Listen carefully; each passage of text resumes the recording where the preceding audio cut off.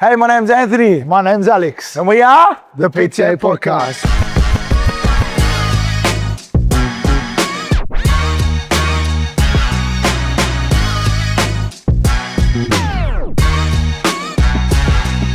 Welcome back, everyone, to another episode of the PTA Podcast. Before we start, don't forget, like and subscribe to us on YouTube and on Spotify. We really appreciate the support. Thank you. Welcome back, sir. What's going on, bro? How are you? Yeah, I'm good, man. How are you? Good, man. Good. My NRL's back. That's all that matters at the end of the Don't day. get me started. The NRL is back. That My game- Thursday to Sunday That is now game in filled. Vegas, My wife hates me again. It's great. can I just say, how good was the spectacle in Vegas? You know what? If the rumors are true and the Tigers are going to be there next year, I'm Go, going to do what you Vegas. want. But what I'm trying to get I'm at, going to Vegas, and my baby's first NRL game is going to be in Vegas. Imagine that. 7 months old. okay. One arm holding him in the air when the Tigers score. Anyway. But yeah, they went half, eh? Yeah, bro. It was good. It was really was good. good. It's gotten better every year. And the Pommies showed up big time. Bro, they have to be some of the best fans. Did you see their chanting and their singing? In any sport. Our uncle was there, and our uncle said What do you that mean? the Super League. Spiros? Oh yeah, Spiros as well. The Super League fans created the whole vibe and That's atmosphere what in the I whole mean. stadium. Yeah.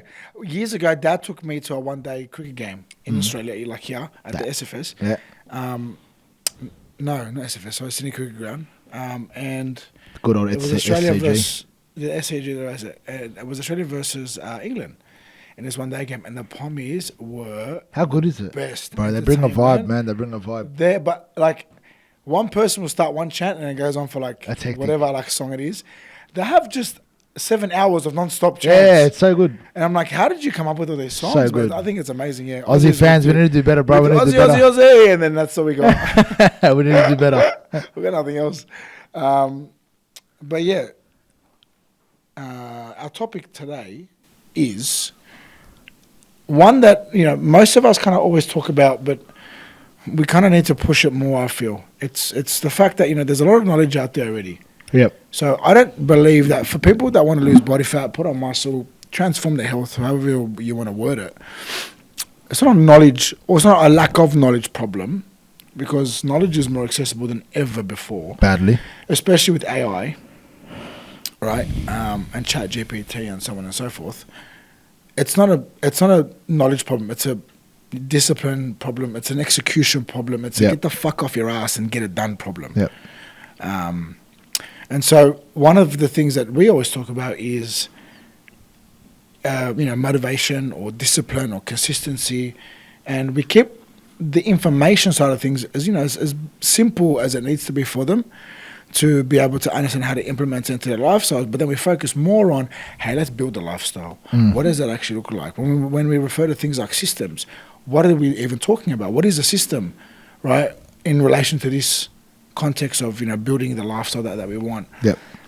I found that when there were times where I spent so much time trying to get knowledge to people and feeding them with knowledge and talking to them about all the stuff, and to me it all made sense in my head about how, because having more protein is going to help with muscle retention and fat loss. You just got to do it. To me, that just makes sense. Get it done. It makes sense. There's no emotion. Some people it doesn't. To some people, they're like, but how? And I'm like, what do you mean by how? Yeah. Eat it, or take a shake, or whatever. Just do what you got to do to get it done. And then as I got older, I thought to myself, okay, it makes sense now when we ask the question of, but how? Because that but how question is the whole thing of, how can this be incorporated into my lifestyle when there's already so much I'm doing, already so many things on my plate, already so many things I'm thinking about. So again, it's not necessarily a lack of knowledge. Everyone knows that what's healthy and what's not. Like, you don't need a PT to tell you don't have McDonald's. Yeah, it's kind of like you get everyone what I knows mean? what's right and wrong. Yeah, like, everyone's got that kind of, for lack of a better term, that moral compass between the things they should be doing more of and then with their lifestyle and nutrition and what they shouldn't be. Yeah, because you ask every person straight away, oh, what are you doing? They're like, oh, I know I should be going for more walks, or I know I should be moving more. So everyone does have that, basic level of understanding of, like you said, what I shouldn't do compared to what I should do. Yeah.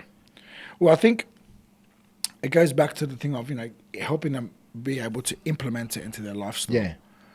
This is where it gets really important to do that, because if we don't, the problem there is they end up getting all this information given to them. They get overwhelmed, and what happens? No, They just back away from I'm it. not doing it. It's too much. There's too many things, or it's too much to take into account. I can't do this, right? Or the expectation that I have to be perfect at it. I can't be perfect at this. It's like, but Karen, no one told you to be perfect. But I at think that's the issue. I think the issue is that to this day, people still think that they need to be perfect every day, every week. it.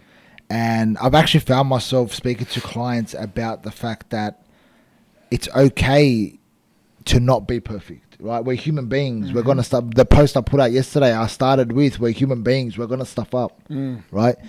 And that's something that comes from having a system in place and having discipline in place. And it's not so much, I want people to understand, it's not so much having discipline in the sense of you're like an army soldier, right? It's having the discipline to know when you do fuck up, how to just get yourself back on track the next day. Yeah. That to me, it means so much more than being a soldier. Yeah, but is You know it what I even, is it even fucking up? Well, for know lack what I of a better mean? term, what they would term as a fuck up, you know what I mean? Oh, you know, we had a surprise event at work, and you know we ended up going out for beers after work. Okay. Now what are you doing today? Oh, I'm back on plan. Sweet. Yeah. It's all good. Well, I always tell people if you're gonna have these things that you are gonna happen, which you can't avoid, right? Especially in the corporate world, for example, there are certain events or certain things that they have to do. Yeah. Like you can't avoid them. Like one of my good friends he's a broker. Before he was a broker, he was in investment banking. And he was on golf days at least once a week. And if you're not drinking beer with these guys, they're not going to want to get comfortable with you. They're not going to want to chat with you. They're not going to want to build a relationship with you. They're not going to trust you to invest $50 million into ComSec. Exactly right. Right? He's like, man, I have to, because if I'm that guy that drinks water and doesn't want to connect with these dudes, they're not going to trust me. They're Yeah. going to think that, you know, I'm being snobby. And I said, okay, but do you have to have like 10 beers? Can you do 5? He goes, oh. I said, yeah, do that. Don't do 10, do 5. Right? Because you don't come home like a sloth and off your face, but you also are keeping account of, you know, okay, 5 is my cap. The rest of the time I'll just go to water, whatever it might be. Or you can space it out. Beer 1, water 1. Beer 1, water 1. So you can look like you're still drinking with these dudes. But the you're amount not of it you're not isn't getting so white girl much. wasted, for Yeah. lack of a better term, right? And he looked at me and goes, oh, and then he did that, right? And he dropped a whole bunch of body fat within like the space of 3 months. Or because the once or twice a week he'd go out for these social events, he wasn't doing 10 beers, 15 beers, 20 beers. He'd cap it at 5. 1 beer, couple of other drinks in between, another beer, couple of other drinks in between, another beer, couple of other drinks in between. And it significantly decreased the amount of calories and processed stuff and weight in his system, which meant that when he exercised, he pushed that calorie deficit more because he burnt off more than he was consuming. He was able to lose body fat, right? And all I said to him was just halve the amount of beer you have. And then chuck in a couple of soda waters in between. They won't tell the difference by the end of it. Do you get what I mean? 100%. And that was it. And he's like, fuck, it makes such a big difference. And he goes, and I feel better too. So there you go. Right? So the biggest thing that we want to kind of teach people is don't ever feel like you need to know a lot to do a lot. You don't, right? Like one of my biggest pieces of advice I tell entrepreneurs that talk to me about business is don't wait to feel like don't feel like you're not smart enough to go out and do something. Don't do the whole, I got to do this course first, or I got to learn this first, or I got to get more experience first. Like, shut up, bro. Stop being scared. Just go get it done. Yeah. Right? Other people are going to have different opinions, right? But when you go out on your own, or when you want to go and chase a dream, don't put these barriers up because it makes you feel safe, because you're actually scared to go and chase the dream, because you're scared to fail, or you're scared of something new, right? So don't do this whole thing of, no, I'll just wait, or I haven't done enough to be worthy of achieving something. Do you know what I'm trying Yeah, to I say? get you, man. I get you. In reference to, you know, going back to like our niche, for example, and this whole concept, don't feel like you can't achieve something because you haven't been perfect at it, or you haven't done anything in terms of a prerequisite, right? That's admirable in your opinion to actually go and have Or even better health or a better physique. Or whatever it yeah, might to be. even add to that, don't feel like you need to have the perfect routine in order to start either. Yeah, the bro, 100%. Right? Because you're never gonna have the perfect routine. Sorry to say, but you're not. You know what's funny? Like on that, I changed. You see me do it. You change your day literally every day. I change my week all the time because I'm like, no, I got to fit some things in that I knew. Let's tweak. And Or things come up. Or the thing that excites me the most, I've gotten some time back. Mad. Let's do this. Let's add these things in earlier in the day, so I don't have to work later in the day and still get the same shit done 100%, in less man. hours a day. I'm like, yo, mad. 100%. I had a Right. chat with one of our clients, Chris. Yeah. After I measured him yesterday afternoon when he came in, and they're moving back to Belmore, on top of the Anytime Fitness at Belmore, right? And so Chris and Steph, They're moving back to Belmont as in moving houses. Yeah. Oh, sorry. right? Okay. So they're going to be living on top of the Anytime Fitness, right? And so yeah, my friends used to live in those ones. They're heck. he was like to me, he goes, bro, my routine's going to completely change for the better. Right, so now I can go down straight away first thing in the morning, or go straight there after work, and I'm just living on top of the gym now. Yeah. I'm not having to drive 25-30 minutes to get to the gym, yada yada yada, blah blah blah. And so, like, for example, his routine just boom changed within a week. He's gonna love his routine even more because world gyms are gonna open up across the road. So last week he was one routine, and literally in the space of 7 days everything's changed, right? So your routine's never ever going to be the same, right? Ever. How many times have we booked in a meeting and then a phone call's come up when the meeting's supposed to start, so we push the meeting back half an hour, which pushes something back else half an hour, and so on. Yeah. It's never going to be exact. So, again, don't think that you have to know it all to do it. Just do it and figure it out along the way. Not with everything in life, in certain things. No, in when terms of this in topic. this context, Yeah. don't go buy a house and try to figure out how to pay it after. Yeah, Like, know what hard you did out. before.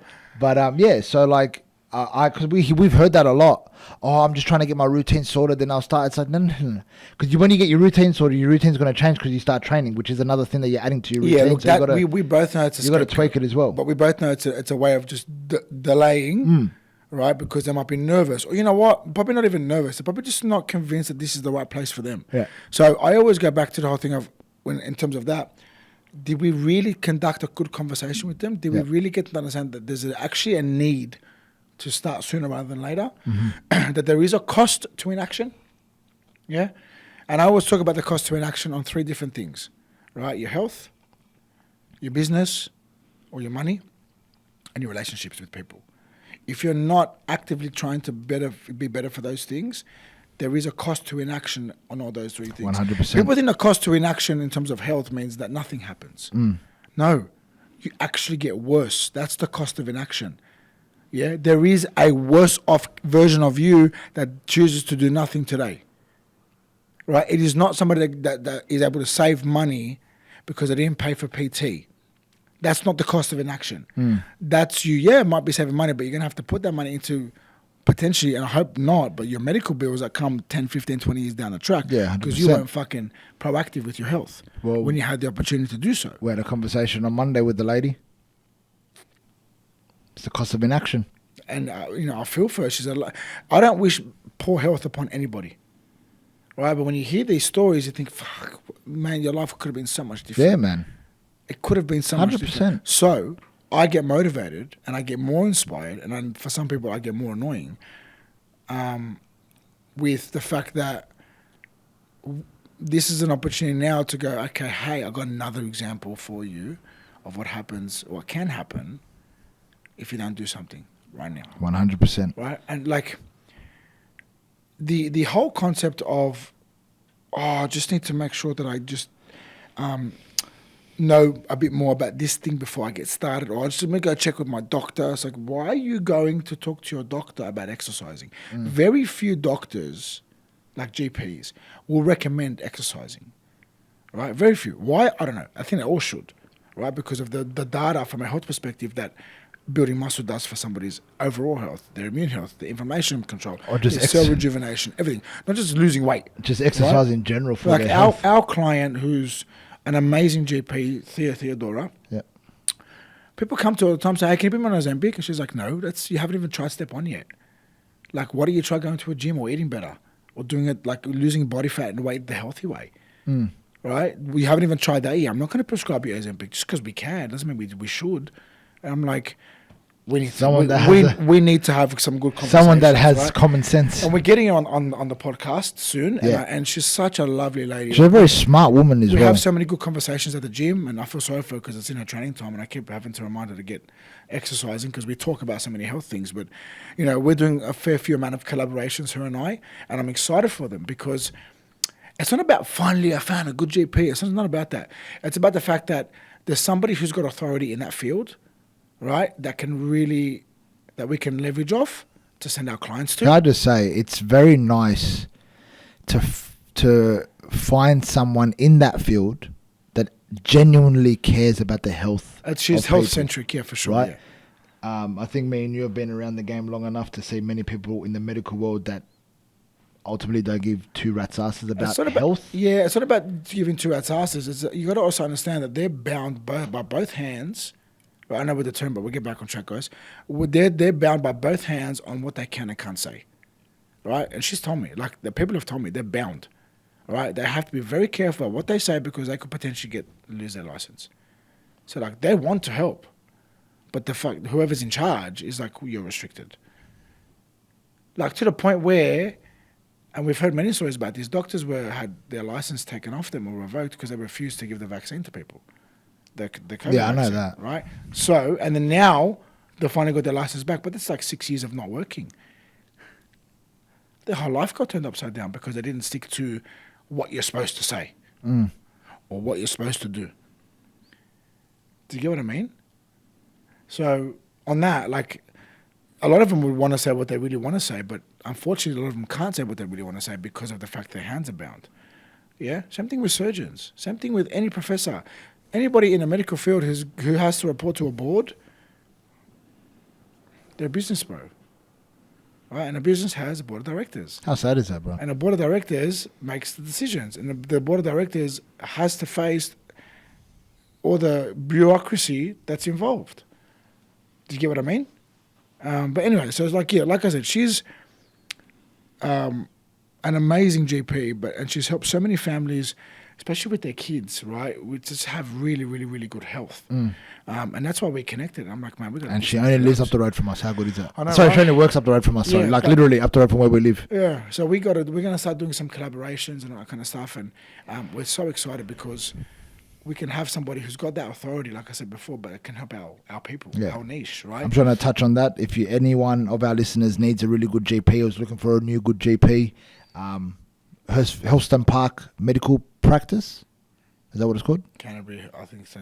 Theodora Terzis, look her up on Yeah, Google. she owns her own She's centre, everywhere. Helston Park Medical Centre. Yeah, It's she's on amazing. Canterbury Road, just behind the Audis.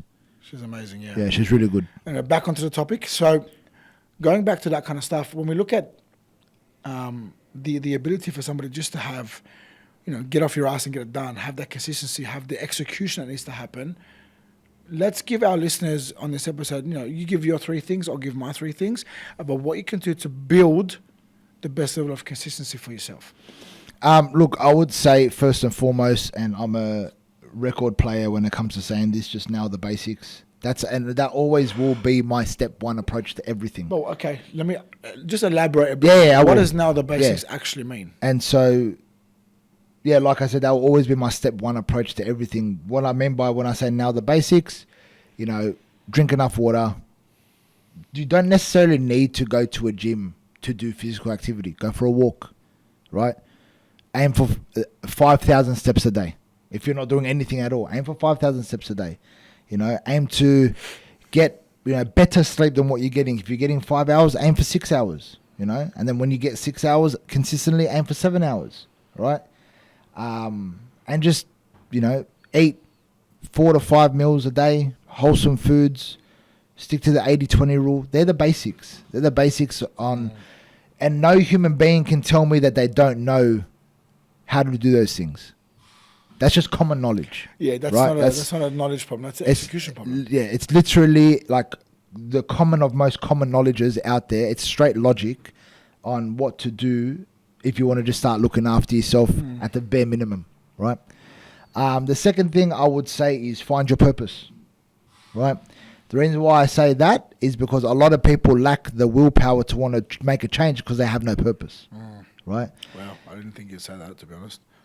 I was waiting for, just get it done, you fucking lazy dog. I was waiting for one of those ones. Look, I've thought about that, and it's something that I like to say as well, because a lot of people make a lot of stupid excuses. But that doesn't connect to people. it doesn't. No, it doesn't, because at the end of the day, everything's relative to the individual. You know what I mean? You know, like, and if you start to cast judgment without understanding, people are going to switch exactly off. right. I don't know what, little to large trauma someone's gone through. I don't know how they've been raised. I don't know the environment they've come from. Yeah. All I know is what I see when they talk to me, right?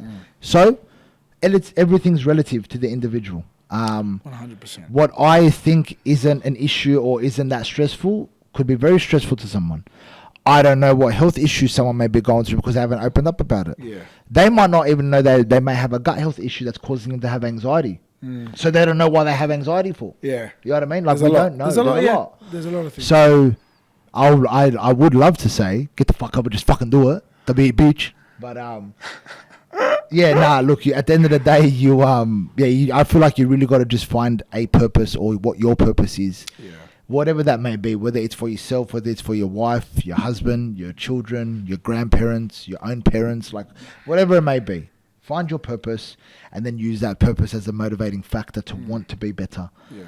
And then the third thing I would say is put yourself in a really inviting, encouraging, and close community. I've truly found that when you put yourself in the environment of wanting to be better, it's going to motivate you to want to be better, right? What do you mean? So let's talk about the best example I can use, and it's a common saying, if you want to be the smartest person in the room, what is it? Wait, you've told me this one before. How does it go again? If you want to move forward, put yourself in a room with the smartest people, or people that are smarter than you. Yeah, but be the dumbest person. That's the one. Be the dumbest person in the room. Because in that sense, if you are going to keep yourself in the same environment that has gotten yourself to this point, then why would you want to stay in that same environment? Because it's only gonna not allow you to be better, right? Yeah. If you want to be better, you have to make a change, and the change may come from putting yourself around people that also want to be better, right? I'm gonna just intervene for a second. Yeah. I was listening to this sales training, for lack of a better term, and the guy that was talking, he did like a 2-hour presentation. I've been listening to it bit by bit while I'm training it's on YouTube. So I just listen to it bit by bit while How do you listen to that stuff while you're training? You know why though? But the thing is, for me, it's therapeutic because I want to use every minute of my time in my day to grow my knowledge. Yeah, fair enough. So when I listen to certain things and I learn off people who've been in the game for 20, 30, this guy was like 35 years. Actually, sorry, just to stop you, I can't talk because I like to read stuff while I'm training anyway, so go on. Yeah, but you read rugby league. No, even like with the side stuff that I'm doing at the moment. Like, I like to educate myself while I'm training. See, Anyway, sorry, I keep interrupting you. No, that's okay. I love audiobooks. I love YouTube videos. I just love to just fill my brain, right? Yeah. I'm in that kind of part of my life where I don't have many years left to do this, and I want to just get the most out of myself. So every minute of my day is really important for me to just make use of it, right? So when I'm training, this is my time. So training for me is therapeutic. It de-stresses me, but it opens up my mind. Yep. So when my mind's calm, it's so I can kind of absorb stuff. Yep. So I'm listening to this guy talk, and there's 1,000 people in the auditorium listening to him, plus I think another 5,000 or 6,000 online on Zoom listening to him. So a total of 6,000 people listening to this guy. And he's talking about, ways that people can experience certain things with you when you onboard them into your business. And he's teaching stuff and saying stuff and teaching stuff and saying stuff. And I'm like, this guy knows so much. And I'm like learning, and he's dropping dime after dime after dime after dime, or golden nugget after golden nugget. And I was like, fuck, I'm so glad I listened to this dude. Now it's impacting how I'm going to look at PTA and Platinum Meals, and the way in which we're going to do certain things with our clients, and the way we're going to do things as a team, and just all these little things about, how to be able to make the experience our client has essentially better. But I wouldn't know that if I didn't put myself in a position where I'm the dumbest person, learning off somebody who's a lot smarter than me, a lot more experienced, a lot more successful than me. People struggle with doing that, and I don't know why. I love it. I love going to a talk and or a workshop, and I'm like, I want to just fucking learn off this guy or this girl. Like, they're where I want to be. I want to learn off them. And, you know, you think you're the smartest person until you go into another room with a whole bunch of smart people and go, fuck, I'm actually not as good. Yeah, as I thought I was." 100%. It's very humbling, but, you know, you think you have great ideas until you hear other people's ideas. And you're like, whoa, how'd you think of "They're that? mad." Yeah. So, yeah, no, I'm 100% with that. I love that. I think it's so Yeah. good and so important to do that and challenge yourself constantly. 100%. So, yeah, so just to summarize my 3 tips. Now the basics. You all know what the basics are. Get the fuck up and get them done. That's my take. The second one would be, what did I say? Can't Find your remember now. purpose. Yeah, find your purpose. And the third one would just be, if you are in the same environment and you're not getting anywhere, change your environment. I like those. Yeah. Look at you getting all smart and shit on me. You know, Since when? look, at the end of the day, brother, if you want to be smarter, put yourself in a room with people that are smarter than you. Is that why you sit with me all the time? Sorry? Is that all right, now, but thank you, Alex. My 3 are understand what works for you and really push them.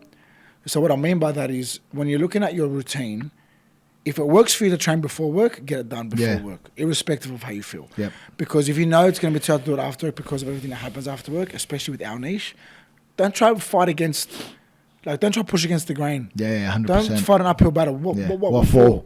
Right? If it's 100%. easier and it works better in the day to get up in the morning and train, just fucking do it. Just do it. That's number 1. So do the things that work better for you. Make it easier for you to stay consistent. Right? That's number 1. Number 2, and this is a big one for me, is always make sure that you are understanding what's going to happen the day in the next day. Yeah. Know what is going on in your next day, even to the point where you know when you're going to have what you're going to eat for your lunch break. If I say to you, "What do you got for lunch today?" I don't know. We'll see what's available at down the road. No, get something. Prep it. Plan yourself. ahead, Yeah, right? 100%. So in other words, plan ahead. Oh, you need to, bro. Well, people. You need a plan. You the need problem. you the need problem, to, bro. If you're going blind, far out. The problem with people when it comes to fat loss, in the context of training and nutrition, Yeah. they don't plan. They just try wing it and then they realize that they get upset when there's no results. Yeah. The easiest thing that you can do is to get rid of trying to feel good with your training sessions or eat to enjoy just Monday to Friday, or at least 80% of the time. Stop being like that. That's the Yeah. reason why you're fat. 100%. Right? That's the reason why you 100%. fucking can't bend down and tie a shoelace. That's the reason why men can't see their dicks, right? Because they want to just sit there and enjoy everything, right? Stop doing that. Just fucking stop. Eat because it's part of the plan, irrespective of how you feel. If you want to have nice flavor, nice tasting food, right, you got 2 options. Prep your own food and marinate it at home and cook it at home and then package it and have it the next day, or come and buy Platinum Meals. 100%. Right? Bro. We're the best tasting meal prep company that covers your I'd calories. go for and option macros number for you. 2. Just that saying. covers your calories and macros for you, right? But you do it because it's part of the plan and you stay on track that Yeah, way. definitely. And then number 2, when it comes to workouts, I don't know why people just feel like jumping like a monkey and getting a whole bunch of sweat going is the long-term plan for something. It's not. There's no structure there. There's no structure, yeah. There's absolutely no structure. There's a reason why I don't like classes. Yeah. Because in my opinion, there's no structure. So random workouts equal to nothing. Because they're not tailored for the person. There's a lot of people I know that do random workouts every day, even though they're getting their heart rate up or burning X amount of calories that may sound good and they're fucking smashed, but they look the same for 12 months. They've looked the same for the last 5 years. Yep. Why? How? Right? Well, we know why and how, but you get what I'm trying to say? So those things don't equal to results for me. Yep. Right? You just want to have a good time, go have a good time. But don't get cut where you don't get results. Right? Structure's the key. Yeah? That's number 2. Number 3 for me is similar to your find your purpose. Really understand why you're doing what you're doing. Yeah. And I think, honestly, that should be number 1 in everybody's kind of head or mind. Understand why you're doing what you're doing, because that's the most important thing. Because that's what's going to keep you going even when you're not motivated. Yeah, man, definitely. Right? And as we know, motivation is heavily dictated by how we feel. Yeah. Yeah, I'm never motivated to train, bro, ever, because I don't know how much goes on in my day and in my head. Yeah. But I am so much better after the workout, irrespective of how motivated I felt. Well, I feel like to begin with. to touch on that point, you're motivated to be the role model that you want to be for your son. That's the underlying reason why I keep going. Yeah, and that's what exactly. gets you up to train. But once I get started, You know what I mean? the motivation's there because I'm like, this Just to is give mad. people an insight as to what, if you don't understand what Anthony means by your why. What are the 4 most important things to you that Yeah. in your entire life? That's your why. I always say to people, motivation motivation isn't something that we can rely on. Right? It's great, and I love motivation. Don't rely on motivation. Well, motivation gets you started. Right. Habits, consistency keep you going. And this is we've always Exactly said this. right. Exactly right. So yeah. So just to touch on what Anthony said, yeah, when you understand why you're doing what you're doing, as an example, you know, I know my brother wants to be the best role model for his son. I want to be sexy. I want to be a DILF. What? Nothing wrong with that, bro. I lost my train of thought. What you were saying is exactly right. I want to be the best role model possible for my son. That starts with what I do and how I. So how if I I walk conduct into your myself. office and you have a photo or of say a quote there saying I want to be a DILF, There's gonna be a photo of me like this, back at this in big screen, like this, on a couch with no shirt on. do you want to be a DILF? Yeah, just put it on my wall like that. But yeah, you're exactly right. And so your why is really important. Yeah. And a lot of people that we train, when we bring that to light, they go, I didn't think of it like that. And Ends it's up like, being a well, very emotional consultation. sometimes it is. Other times, like, yeah, I love my family. They mean the most to me. This is why I need to get it done. Yeah. It's like there's no emotion. to They it, just a get fact. it. They get it. Others haven't thought about it, or they might have to feel guilty about not looking after themselves for their family, and they go, especially like the mothers and the fathers are like shit, right? Because having a kid everything becomes an emotional wreck for you. Yeah, 100%. Fucked. But yeah, thank you for your 3. I hope you guys felt like you benefited from some of the things that we put out there. Remember, it is never about a lack of knowledge. We can help you with the knowledge, but we can't help you get up in the morning or put the right foot forward or do the things that we tell you to do. Definitely. That's on you. So the execution's on you. The knowledge we can look after for you, but the execution's on you. Thanks for tuning in, guys. Again, don't forget, like, subscribe on YouTube and Spotify. Thank you. Thank you.